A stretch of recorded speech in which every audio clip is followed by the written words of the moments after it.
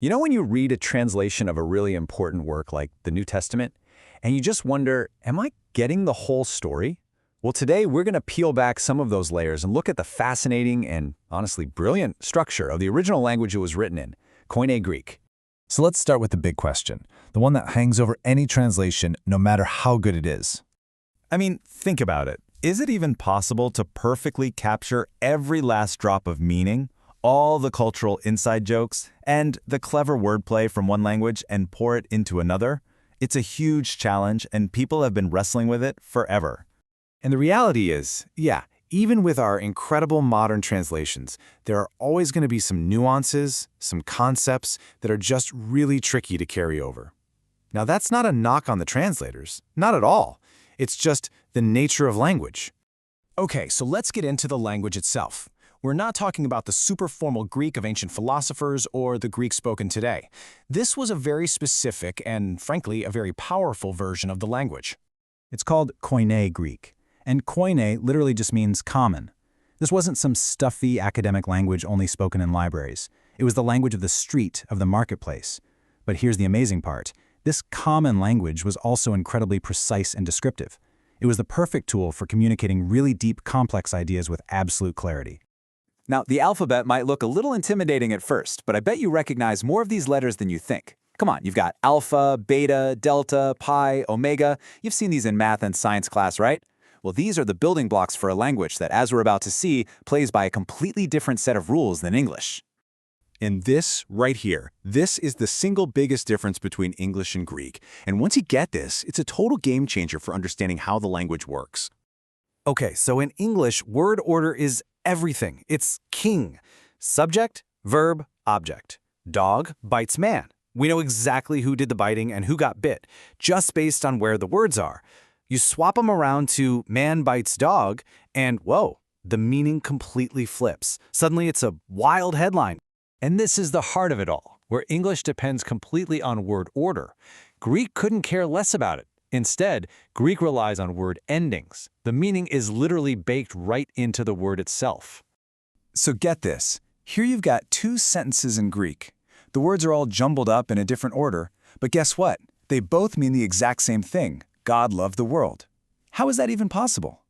Well, it's those word endings. They're doing all the work, telling you who's the subject and who's the object. The order is just for style. So here's the takeaway. This structure gives Greek this incredible flexibility. You can move words around to create emphasis or for poetic effect, but the core meaning, it never gets confused. It's locked in, totally stable, no matter what. All right, so how does Greek pull off this magic trick? How do these endings work? Well, it all comes down to a powerful system called noun cases. A case is basically just a special ending that you tack on to a noun. The best way to think about it is like a little name tag that every word wears.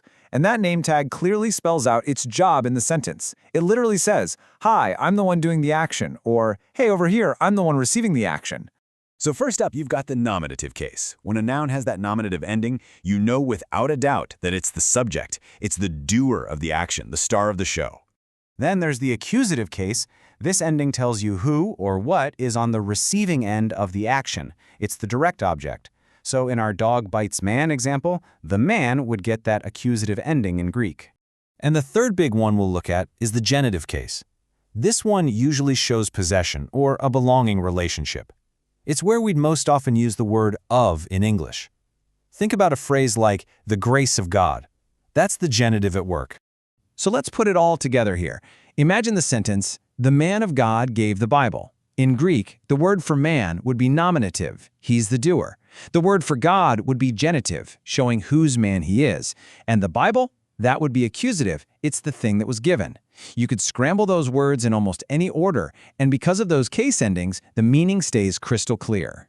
Okay, so that was a super fast crash course in some pretty deep grammar. But let's step back and ask the big question. Why does any of this actually matter if you're not planning on becoming a Greek scholar?